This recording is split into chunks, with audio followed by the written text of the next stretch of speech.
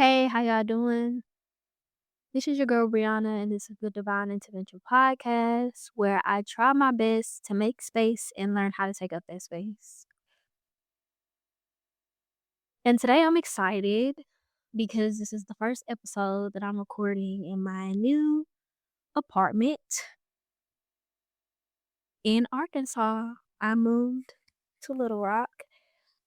Um, and so these past 13 days have been a whirlwind, a lot of emotions, a lot of processing, a lot of me versus me. Your girl been having a whole lot of her time. And in these 13 days, I was kind of racking my brain trying to figure out what my next episode would be. Because after this episode, I'm going to take a little break because I realized and pat on the back, I did not realize the amount of time that passed between my first episode and now. This is like episode number 14. I didn't even realize I made this many episodes. I didn't even realize that like I dropped my first episode in January and now it's like May. So, like I said in some of my earlier episodes, I'm the type of person that I gotta go into my cocoon every now and then. I have to do some deep self reflection. So, this is gonna be my last episode for probably about a month and a half. Giving myself some me time, especially since I moved, so I can get to know not only the area, but who I am in the area and how I show up and all of the things. And after sitting, I think the best title or the best theme I could have for this episode is talking about imposter syndrome. And I wanted to talk about imposter syndrome because I feel like it's layered. I feel like it's extremely layered for me. I started this podcast, I wanted to talk about book analysis and all of the things. And immediately I found myself drawn to personal experience. One, because I love the lessons you learn through personal experience. I feel like nothing teaches you like life. But also because I was trying to figure out, like, Brie, what this book analysis thing. Like, I have books in my apartment, stacks of books marked up. I've been trying to figure out like what will your method be? Like how will your approach be? And it kind of took a back burner. It fell to the back burner because of that word imposter syndrome. But also I actually didn't realize that until I just said it, if I'm gonna be honest. Um I'm also excited to say that like my next episodes when I come back are gonna be book analysis. It's gonna be a lot of me looping in personal experiences with stories. Um, my personal stories. So I'm actually gonna get even more personal, which I am gonna need some time to wrap my head around that because the first book that I want to talk about is All About Love by Bell Hooks. And I wrote a short story about navigating love as a young woman in her 20s. So it's gonna be a lot of me talking about myself, and I need some time to get comfortable with that. But I am excited because I really did like the book. I really did like some of the points. And yeah, I'm just excited to get into it. But I think for me, a lot of it goes back to imposter syndrome. And when I first thought to make this episode, because the way that I work is I kind of bounce ideas around in my head, my journal. Sometimes I do voice memos and I like go back and listen to them. And sometimes I make sense, sometimes I don't. Um, but with imposter syndrome, I could never figure out how to vocally express my experience with it. Because for a long time, I never really saw myself as someone who struggled with imposter syndrome. But yes, I never really saw myself as someone who struggled with imposter syndrome. And I think it's a layered reasoning why. I think for one, it was because for a long time, I I've talked about in like a couple of episodes videos how I always struggled with like the academic side of things and like me and being someone who is often perceived as smart. And what that means and like the anxiety um that kind of stems from that, but also in how I kind of struggle to navigate making sense of myself because it has always been a part of me that I feel like consumes a lot of I don't even want to just say other people's perception. I also say like my perception of myself. And so in the conversation with imposter syndrome, I always struggled with even my relationship with the word. I'm like that for a couple of things. I really struggle with figuring out what is that for me and how does that show up for me. I think it's really easy to look at things from a distance. But when you're looking at yourself, it takes a little bit more time to sit with it. And I realized that imposter syndrome for me, the place that it shows up is, and before I get into it, I could tell like a mini conversation that happened to me probably like last week. Um, it's an older woman who I recently met, and she's taking on like a really big role. She's super sweet. Honestly, y'all, like she's a sweetheart. And she called me and she asked me, "So Bre'Anna, what do you do?" And I froze because oftentimes with me, I really struggle in explaining to people what I do because I have no idea. Like if you ask me, I just exist. I pick up hobbies. I weave in and out of them. I don't really hold myself to them because I feel like there's so many areas in life where like it takes the fun out of stuff when you start to make it a chore. Like it's not school. It's supposed to be a hobby for a reason. Like you're not supposed to be out here trying to be like getting gold medals or whatever in what you're doing to relax. Um but also because even in general, like when people ask me career wise, like what do you want to do? Like who are you? I really struggle with my answer because I've always felt like I've kind of created my own path. Like I don't being very honest, I've never really felt like I fit into too many spaces. I've never really felt like too many titles and roles have fit me. Um or all that I feel like I am is like a person and all that I aspire to do and what I love to do, which is why I often will have so many different roles in so many different places because they allowed me to be me in full versus in bits and pieces. And so when she asked me, she was like, "So what do you do?" I froze and I was like, "Who are you?" I was asking myself, I was like, "Girl, who are you?" Like she's asking like, "What do you do? What do you do?" And I always think that it's ironic because even though I know that I love writing and I see myself as a writer, it's typically not what I say to people. Even though I see myself as somewhat of a creative,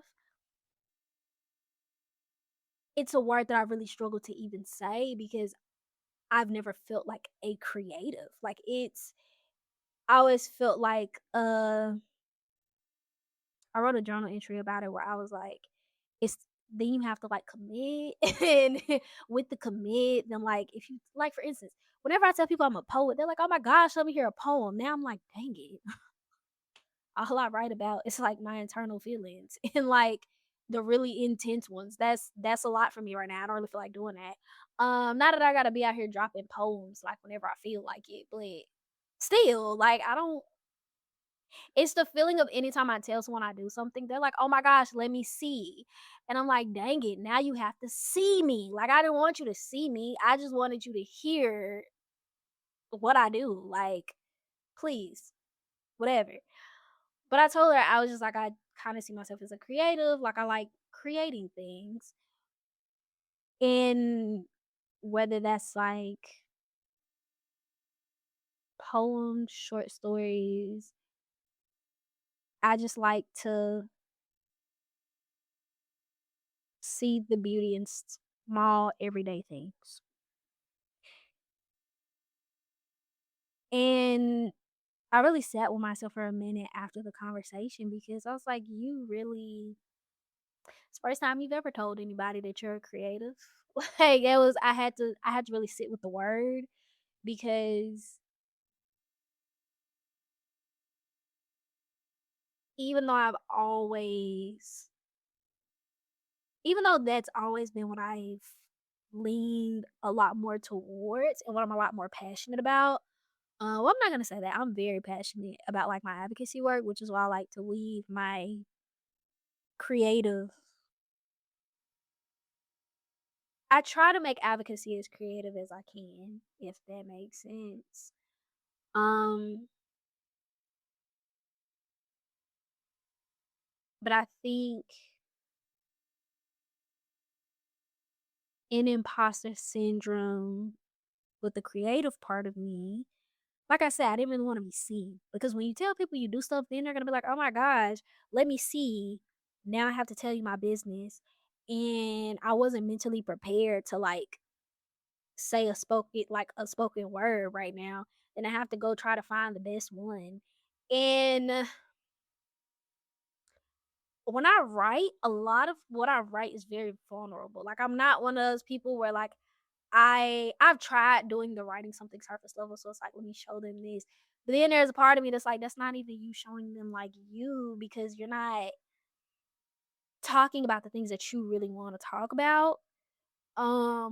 Which in like being creative is literally about just creating. Like you don't have to there's no right or wrong answer. But I think for me it was a lot of that feeling of after I share, it's like I think every poem and short story to me is like a little piece of like a glimpse into my mind, if that makes sense, and like who I am and what did I think. And so in the imposter syndrome side of it, I don't even like I can do getting in front of people and speaking. I don't really like it in general, if I'm gonna be honest. But like when it comes down to my poems and stuff, I really don't like it. Cause like not only are you now hearing my business, but you're hearing it out of my mouth instead of reading it off the page yourself. It's getting way too intimate. I don't really like that. And I realized like, bro, you're gonna have to work on that because people can't see you if you're not allowing yourself to be seen. But more than that, there's probably somebody that can really resonate with what you're saying if you would just say it loud enough for them to actually hear it. There's that. And I think on the other side of imposter syndrome for me, in like the academic space, is I recently came to the realization that I don't really see myself the way that other people see me. Which of course is granted. People typically don't see themselves how other people see them because you know you internally. People tend to know you externally. And even like close friends, they know you, but they don't know like your inner monologue, like you, the way that you have the relationship with you. And I feel like in academia, I really struggled with even this idea of like imposter syndrome and seeing it in myself and how it showed up in my life because oftentimes I felt like, I show up, I do my thing, whatever. But whenever I would feel the most unsettled, it would typically be in situations where I felt like I gave it the best I could give it, and it still wasn't enough. And when I say enough, it's funny how, for me at least, and I can definitely speak of it like my college experience, maybe because I'm a Capricorn. Anyways, but sometimes you can get so caught up in the motion of things, the constant going of things, that it's like you don't even really realize what all you've done until you really sit and look back on it. But I think for me, since I was going and going and going, I never really had time to really look, to turn around and really just look at everything, because I was kind of just doing my thing. Like I wasn't really thinking too much about it. I was kind of just like, okay, I'm passionate about this. Let me try this out. Let me go over here and talk to them. I think this would be cool. Let me do this. And I would allow situations where, let me find the words. I would be in situations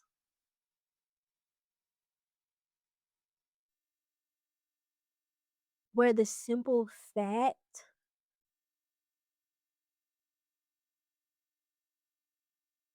that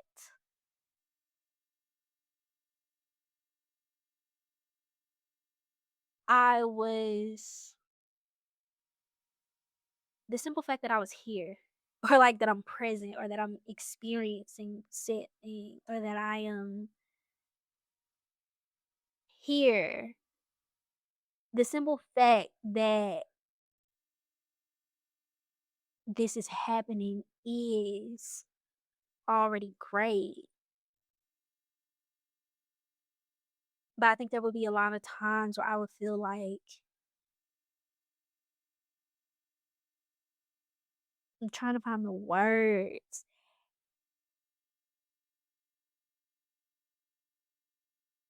I'm not gonna say I would feel like, because I wasn't chosen, that it was like everything I did just wasn't enough. I think it was more so, there gets to points where you get tired of everybody giving you a motivational speech when all you need is a hug. Or you get tired of continuously giving it your all to still be told that your all wasn't quite enough for you to make it over the finish line, if that makes sense. And in college, for me, it was a lot of those moments. Like it was a lot of times, because I think a lot of times people see when you get something way more than the amount of rejections. I had this professor in college, y'all, and this is why I always tell people to like minor in stuff that has nothing to do with your major, because whenever your major makes you mad, you could just go to your minor and have a great time. That was me. Political science major, minors, journalism, creative writing, African American studies. Political science, especially, I'm not even gonna get, especially given like political climate where I am, whatever. Political science would always overwhelm me bad. And then I would just go into creative writing, and my professors would always be so like full of whimsy. They would like breathe life into me again. I'm just like, oh my gosh, let's go frolic and look at plants and write stories about random people we saw in Walmart. Like it would just be so random, but it would be like the perfect thing that I needed to like get me out of my head, if that makes sense. And I had this professor, she would joke. She's just like, yeah, I forgot what she called it. I think it was like the 100 Rejections Club. And she was like, "Yeah, hit me up when you finally get to 100 rejections because you're finally cool enough to be in my club." And after like taking her class, I had to like shift the way that I looked at rejection, because rejection, of course, is redirection. And coming out of senior year of college, I was a semifinalist for like the Fulbright, and then I was rejected for boring. But to know me and to know my story with like national scholarships, y'all, they kicked my butt every single time. Like the process for me was always very difficult because, like I said, even my resume, I'm not gonna say it's all over the place, but I've done a lot of things, and a lot of times I get me. I make perfect sense to me. It may be a little all over the place to other people, but to me, I'm my business. Like as long as I'm happy, I don't really, you can just look at it and try to make sense of it. It makes perfect sense to me. I know I'm walking in my purpose. I know what I'm here to do. And following that, I've talked a lot about how like I got a job and I ended up like moving. I was doing civic engagement work. And I would always have like this little, it would be like a little note that I would carry with me. It was like my saying, like, especially for the last 9 months or so, it's been like, well, rejection is redirection. Like, rejection is redirection. And I think I finally gotten to a point to where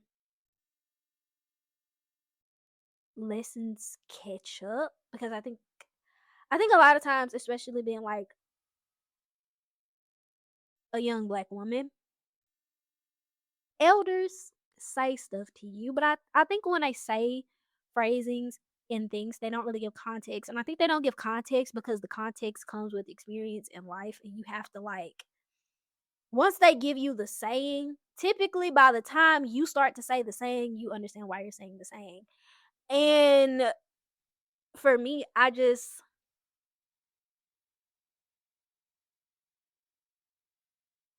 like I would get so wrapped up in mundane. Is that the word? That's the word today. I would get wrapped up in stuff that didn't matter. Like stuff that really wasn't even as, it just wasn't. And I think for me, especially when I would reflect over like experiences and be like, so I just did all of that. It's nothing. But then I remember that like when you were a senior in high school, you were racking your brain trying to figure out how you would even get to where you got to.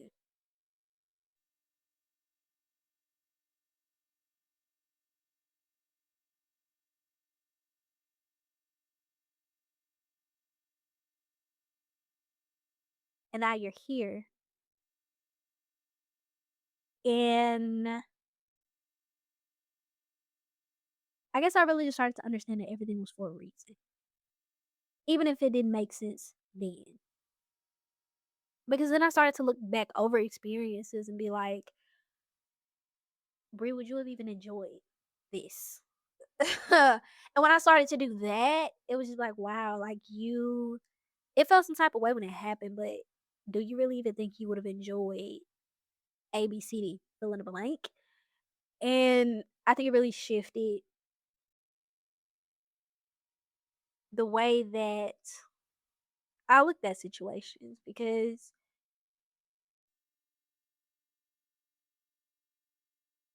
I think when ego gets in the way, it's really hard to see the truth in things or to see it objectively.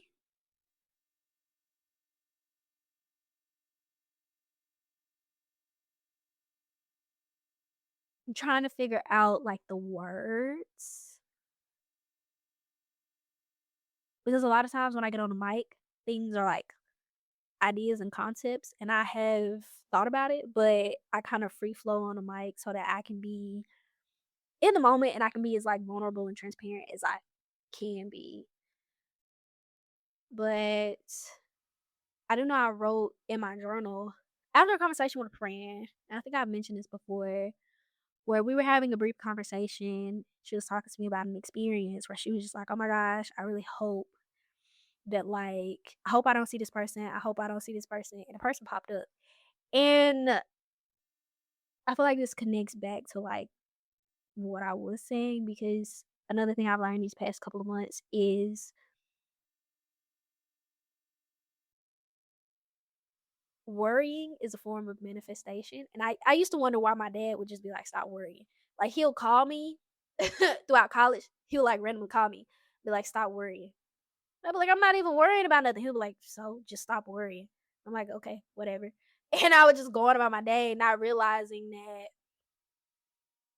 now that I'm where I am now, like, worrying is a form of manifestation. And the things that you put your energy towards matter, and your energy matters, and your thoughts matter, your words matter, your energy matters, because it's what you're giving it to. And I think for me, I realized how many, like, situations where the energy that I was putting into it was worrying. Or even in, not saying that emotions, like, you have to, like, feel one emotion, but I think a lot of times I would feel some type of way about stuff that, when I would reflect back over it as time passed, I be like, "It really wasn't even that big of a deal. Like, you're such a drama queen." Which I am, and I'm always give myself the space to be a drama queen, and I'm always gonna cry. One thing about me, Imma cry, Imma be very dramatic about it. Definitely gonna mention it in therapy. Um, but after I come to my conclusion, I can move forward. But, like, I gotta go through the emotions of it first. And I really just realized how much of my energy that I was putting into things that did not matter. Like, so, and it made me think about, like, in Olivia Dean's song, "So Easy to Fall in Love with Me," in the line where she's like, it, of course, when she was talking, it was about love, but she was just like, "Yeah, now that we know that that dream is not coming true, there's room for something new." And I was riding in the car the other day and I heard the line, and it wasn't the other day because I was still in Jackson. It was probably like 2, 3 weeks ago. Yes, at least like 2, 3 weeks ago.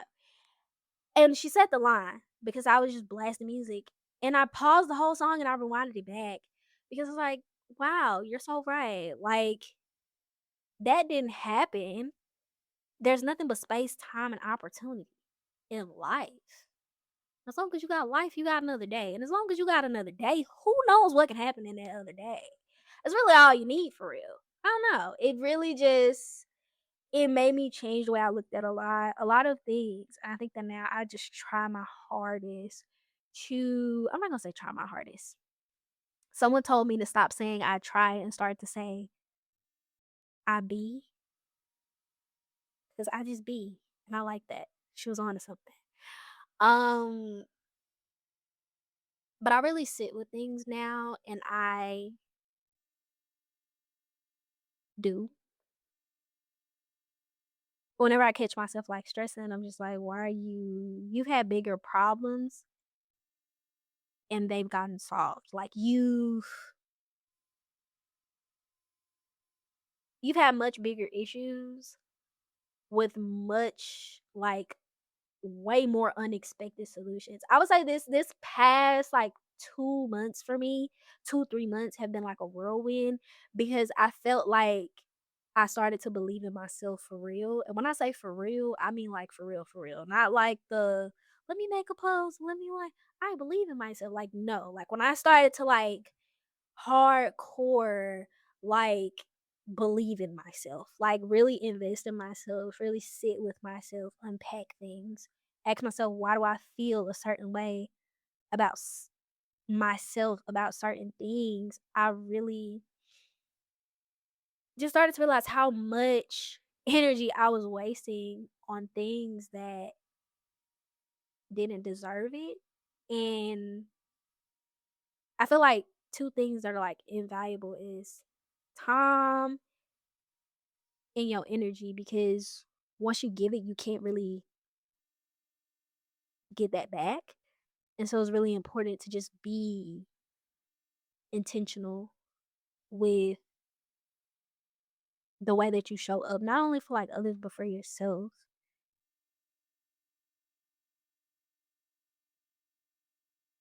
And yeah, I think I did like a mini spoken word about like imposter syndrome when I was trying to figure out how I felt about it. And one of the main things that I said was I really struggle with the word imposter syndrome because to lean into the phrase either feels like admitting that I feel like an imposter, and a lot of times I don't really know what I am at all. Actually, I'm just here. Then I realized that you're 23. That's exactly what you're supposed to be. Nobody at 23 really knows. Like they just existed too. So it really brought me some comfort because I was like, you're 23. You're not really supposed to know. Relax, calm down. You're literally just getting started. You have nothing but time and energy as long as you pour it into the right places. And so that's my yap session. I really wish that I could like tie it together with a bow. That's what I have for you today. These past 13 days have been hectic. You want to know how you know they've been hectic? Because typically I record my podcast at least like a week or a couple of days in advance. Y'all getting this the night before. So, but I had to stay consistent because I've been on myself about consistency and discipline, but also because I felt myself kind of shuffling away from the space. And I really just wanted to challenge myself to show up in the way that I know that I can, especially in being honest. So moving forward, I will become more comfortable calling myself a creative because that's what I am, and actually sharing what I write because I can't just keep all of these journals to myself. And accepting that career wise, I may be one of those people that just gotta mix match and figure that out and what I want that to look like. And that's exciting because there's room for opportunity and a blank canvas that I get to create the picture on. And it'll look however I want it to look. And that's super exciting. And so if you made it this far, water a plant, go touch some grass, go to a park, pause, say an affirmation or something that you're grateful for. And thanks for joining me today. I'll see you in the next one.